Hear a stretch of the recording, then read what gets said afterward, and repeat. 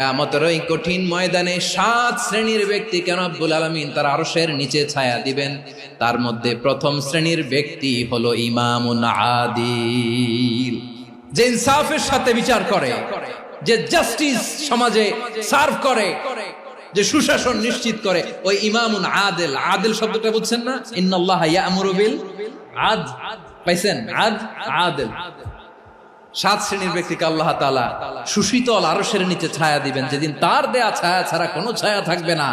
এর প্রথম হচ্ছে ইমামুন আদিল, ন্যায়পরায়ণ শাসক। চিল্লায় বলেন সুবহানাল্লাহ। আবার বিশ্বনবী বললেন, ইন্নাল মুকসিতিনা ইনদাল্লাহি আলা মানাবিরা মিন নূর আন ইয়ামিনির রহমান। কিয়ামতের দিন যারা ন্যায় পরায়ণ হিসেবে আল্লাহর সামনে দাঁড়াবে, কিয়ামতের দিন রব্বুল আলামিন তার আরশের ডান দিকে ওই ন্যায় পরায়ণ লোকদের জন্য আরশের ডান দিকে একটা নূরের